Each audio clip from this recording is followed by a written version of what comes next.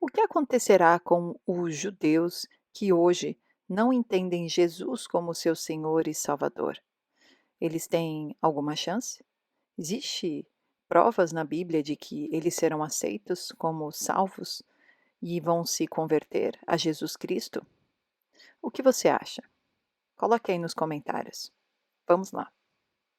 Olá, queridos viajantes da Palavra de Deus, sejam muito bem-vindos a este canal, tudo bem com vocês?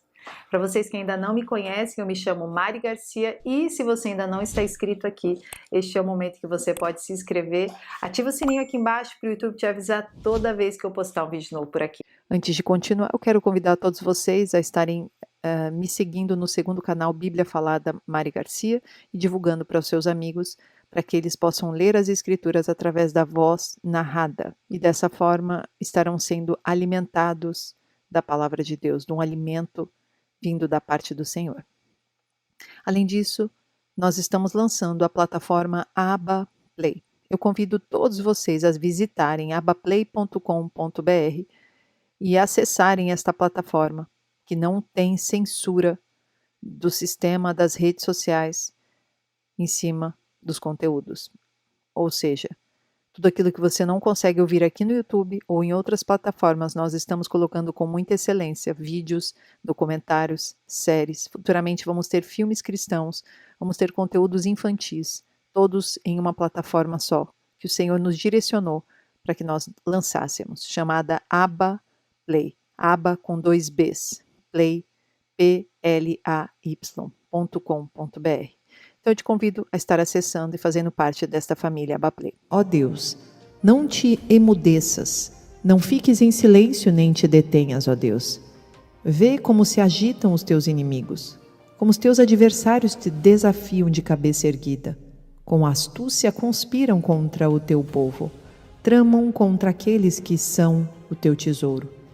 Eles dizem, venham, vamos destruí-los como nação, para que o nome de Israel não seja mais lembrado. Os inimigos de Israel, de todos os lados, estão só aumentando a sua militância contra Israel.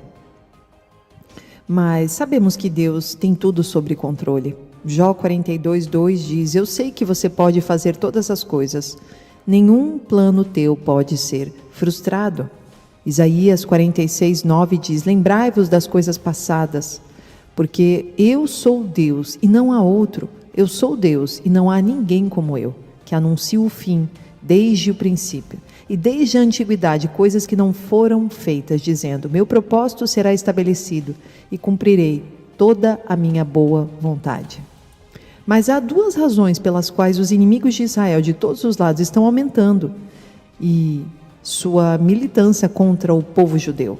Em primeiro, Satanás odeia Israel, porque experimentou sua derrota pelo Messias judeu, nosso Senhor Jesus na cruz, que por seu sangue derramado expiou os pecados do mundo inteiro, trazendo salvação, cancelando a dívida atribuída a todos nós, nos decretos que estavam contra nós. O Messias o tirou, pregando-o na cruz. E tendo despojado os poderes e as autoridades, Satanás e seus comparsas do reino espiritual invisível, ele fez deles um espetáculo público, triunfando sobre eles na cruz. Desde o jardim do Éden, Satanás sabia que seria derrotado no futuro. Gênesis 3:15, porém inimizade entre você e a mulher, entre a sua descendência e o descendente dela. Este ferirá a sua cabeça e você lhe ferirá o calcanhar. Após esse pronunciamento de Deus a Satanás, de que ele seria derrotado, Satanás soube que aquele que foi profetizado para destruir o seu império e finalmente lançá-lo no lago de fogo seria Jesus, o Messias, e seria judeu. Portanto, por causa disso, Satanás estabelece a sua vontade para destruir Israel. No entanto, sabemos que Israel nunca será destruído como nação e como a menina dos olhos de Deus, porque na cruz Deus traçou uma linha com o sangue de Jesus. E esta linha Satanás não pode ultrapassar, nunca. Em segundo lugar, Deus está refinando o seu povo em Israel, para trazê-los de volta para o Messias. E aos pés da cruz, onde o sangue puro e imaculado expiou o pecado, uma vez por todas. O desejo de Jesus é reunir-se com seus irmãos judeus. Em todo o Antigo Testamento, nós vemos Deus enviando profetas para trazer seu povo espiritualmente desviado de volta para Ele, usando pressão aplicada dos inimigos de Israel para trazê-los de volta ao arrependimento e à fé, e para que eles possam despojar-se dos seus ídolos e do estilo de vida pagão. Ao rejeitar o Messias, os israelenses estão rejeitando sua única esperança de salvação, de seus inimigos e das mãos de todos os que os odeiam. Quando revisamos a longa e conturbada história de Israel, nós vemos julgamentos terríveis sobre eles, quando rejeitaram a palavra de Deus por meio dos profetas. Esses julgamentos ocorreram nas mãos dos assírios em 722 a.C., depois nas mãos dos babilônios em 586 a.C. e depois nas mãos de Roma em 70 d.C. Quando os israelitas deixaram o Egito sob a liderança de Moisés, por causa de sua incredulidade, eles falharam em entrar em tudo o que Deus havia preparado para eles. Na geração original que saiu do Egito e testemunhou a libertação que Deus deu no Mar Vermelho, apenas 2, sendo Josué e Caleb, daquela geração, entraram na Terra Prometida por causa da sua fé na palavra de Deus. Esses 2 entraram no descanso da fé. Eles acreditaram em Deus, apesar dos obstáculos. Eles viram a terra que iriam herdar.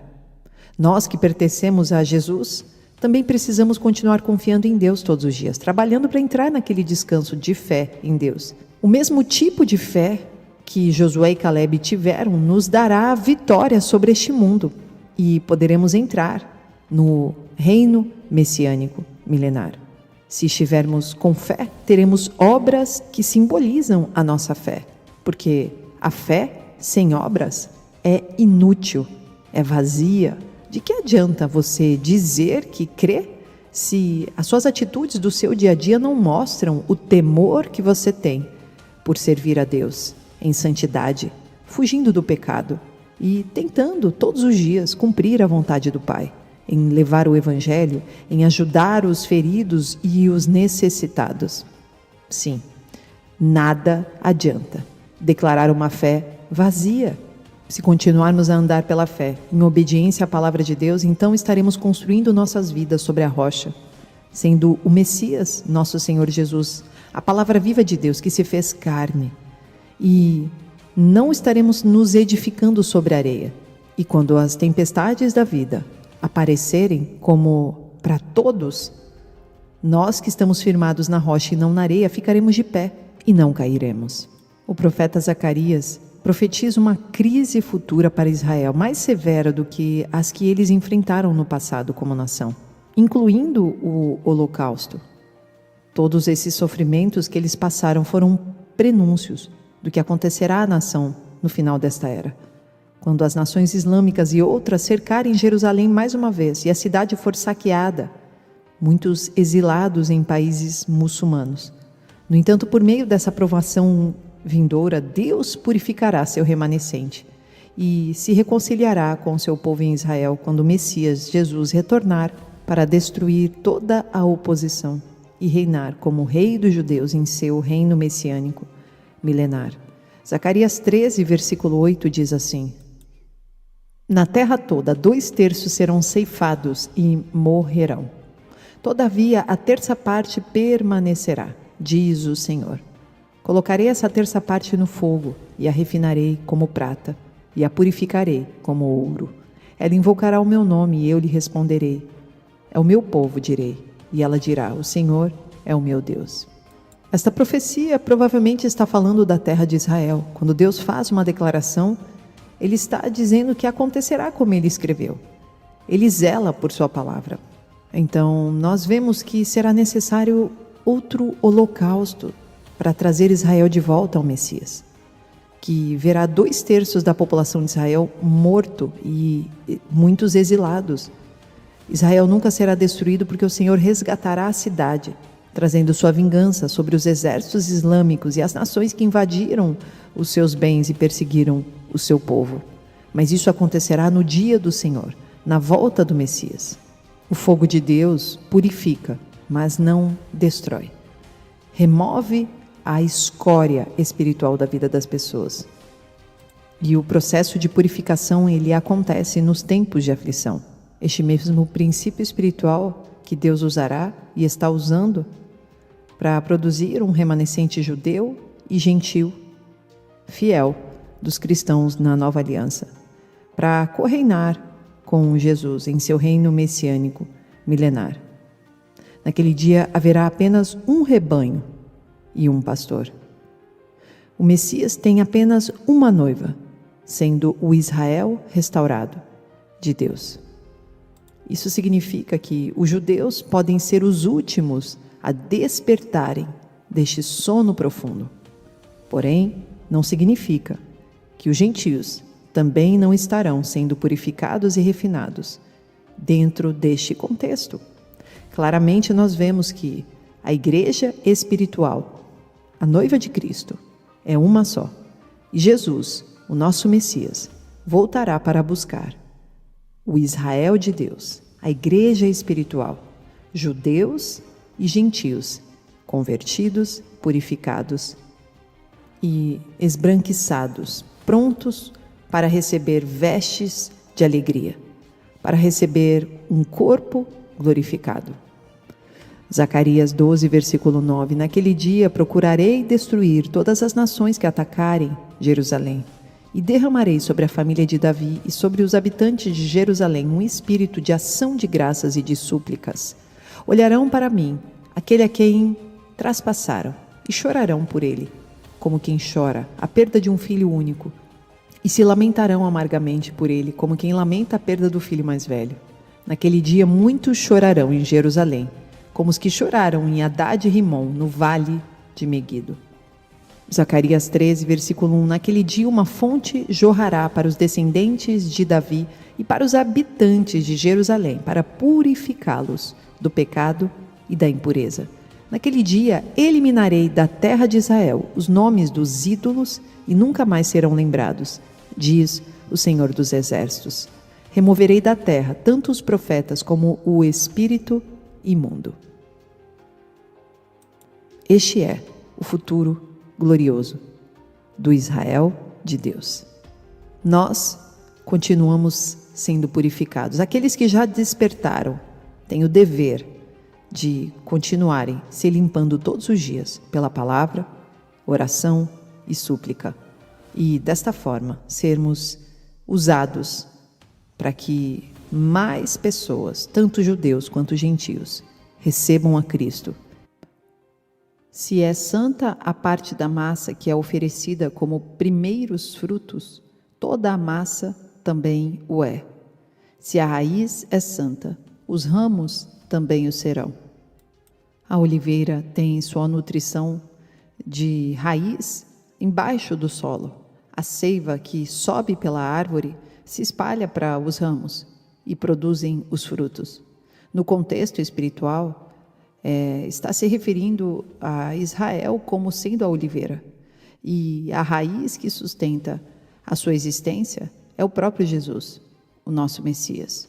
A raiz de Jessé, descrita lá em Isaías. Se a raiz é santa, seus ramos e seus frutos também serão santos. O povo de Deus recebe santidade e justiça diretamente de Jesus. Assim vemos que a raiz que sustenta a oliveira, sendo Israel e seus ramos, é o próprio Jesus. Romanos 11, 17: Se alguns ramos foram cortados e você, sendo oliveira brava, foi enxertado entre os outros e agora participa da seiva que vem da raiz da oliveira cultivada, não se glorie contra esses ramos. Se o fizer, saiba que não é você quem sustenta a raiz, mas a raiz a você. Então os ramos cortados eram os judeus que foram incrédulos, foram retirados. Eles não estavam produzindo o fruto da fé. Consequentemente, foram rejeitados. Não porque fossem judeus, mas por conta da incredulidade no Messias, Jesus. Os que foram enxertados são os gentios. E então os ramos de oliveira brava, pela mesma fé, foram enxertados na oliveira entre os ramos naturais cultivados. e participaram da mesma riqueza espiritual que foi encontrada na raiz da oliveira, ou seja, Jesus, o Messias. Em outras palavras, os gentios tornam-se parte da comunidade de Israel, não por linhagem natural ou etnia, mas por estarem conectados por meio da fé no Messias. Tanto judeus quanto gentios, cristãos, são nutridos espiritualmente, pois a sua vida espiritual e a sua frutificação vêm da mesma fonte. Pela fé, judeus e gentios são filhos de Abraão e verdadeiros judeus circuncidados no coração pelo Espírito Santo. Romanos 2:28, não é judeu quem o é apenas exteriormente, nem é circuncisão a que é meramente exterior e física. Não. Judeu é quem o é interiormente, circuncisão é a operada no coração, pelo Espírito, e não pela lei escrita. Para estes o louvor não provém dos homens, mas de Deus. Os gentios em Roma começaram a menosprezar os crentes judeus e desenvolveram um tipo de arrogância espiritual, algo que vemos emergindo em muitas igrejas hoje. Paulo teve que lembrá-los de que a mesma raiz que sustenta e nutria espiritualmente os crentes judeus era a que sustentava também os gentios. É uma lição que muitos na igreja hoje precisam aprender quando dizem que há alguma passagem bíblica ou esta profecia é apenas para o povo de Israel ou apenas para a igreja. Precisamos entender realmente que não existe separação entre a igreja quando falamos de judeus e gentios. Igreja é todo aquele que está ligado a Cristo Jesus. É todo aquele que está ligado a esta raiz e é sustentado por ela, seja ramo natural, seja ramo enxertado. Romanos 11:19. Então você dirá, os ramos foram cortados para que eu fosse enxertado. Está certo, eles porém foram cortados devido à incredulidade e você permanece pela fé. Não se orgulhe, mas tema, pois se Deus não poupou os ramos naturais, também não poupará você. Mais uma vez, Paulo está escrevendo sobre ramos individuais que foram cortados e que foram enxertados, e estes estão substituindo quais? Aqueles que não acreditaram, os judeus incrédulos. Se a igreja substituísse totalmente Israel, como muitos afirmam, então a oliveira teria que ter sido completamente arrancada. Mas, de acordo com Paulo, a oliveira ainda está lá. O que muitos cristãos não judeus não percebem é que a primeira igreja era totalmente judaica. E a raiz daquela oliveira, Jesus, também era judeu. Ele ainda é, e Israel ainda é Israel. A fé no Senhor Jesus, para a salvação, é a conexão espiritual entre judeus cristãos e gentios cristãos. Através de Jesus, o Messias, a parede intermediária de separação entre os crentes judeus e gentios foi derrubada. Efésios 2:11. Portanto, lembrem-se de que anteriormente vocês eram gentios por nascimento e chamados incircuncisão pelos que se chamam circuncisão feita no corpo, por mãos humanas, e que naquela época vocês estavam sem Cristo, separados da comunidade de Israel, sendo estrangeiros quanto às alianças da promessa, sem esperança e sem Deus no mundo. Mas agora, em Cristo Jesus, vocês que antes estavam longe, foram aproximados mediante o sangue de Cristo, pois Ele é a nossa paz, o qual de ambos fez um e destruiu a barreira, o muro da inimizade, anulando em seu corpo a lei dos mandamentos expressa em ordenanças. O objetivo dele era criar em si mesmo, dos dois, um novo homem, fazendo a paz, e reconciliar com Deus os dois em um corpo, por meio da cruz, pela qual ele destruiu a inimizade. Deus não terminou com Israel como nação. Eles herdarão toda a terra de Israel por causa da promessa da aliança de Deus, jurada a Abraão. Os descendentes de Isaac e Jacó, para ser deles uma possessão eterna. Isso será cumprido no reinado messiânico milenar de Jesus. Paulo estava dizendo aos gentios que eles só permaneceram pela fé Colocando desta forma, Paulo estava dizendo que se você se tornar arrogante, então você corre o risco de cair no orgulho e na incredulidade e também ser cortado da oliveira e da raiz. Lembre-se que Jesus disse em João 15, versículo 4, permanecei em mim e eu permanecerei em vós. Assim como nenhum ramo pode dar fruto por si só, a menos que permaneça na videira, também vocês não podem dar fruto, a menos que permaneçam em mim. Eu sou a videira e vocês são os ramos. Quem permanece em mim e eu nele, esse dá muito fruto, pois sem mim você não pode fazer nada. Se alguém não permanece em mim, é como um ramo que se lança fora e seca. Esses ramos são recolhidos, lançados ao fogo e queimados. Perceba como, até aqui, este versículo é escatológico, porque aqueles que não estão ligados a ele são queimados no lago de fogo. Aqui é uma expressão simbólica que aponta também para o julgamento e para o fim. Ele estava falando aqui de todos os crentes, fossem judeus ou gentios. O segredo para dar fruto espiritual é permanecer ligado à videira, por meio desta fé que produz obediência. Romanos 11, 22, portanto, considere a bondade e a severidade de Deus. A severidade para com aqueles que caíram, mas bondade para com você, desde que permaneça na bondade dele. De outra forma, você também será cortado. E quanto a eles, se não continuarem na incredulidade, serão enxertados, pois Deus é capaz de enxertá-los outra vez. Ou seja, se o judeu se converter, ele novamente é enxertado aqui.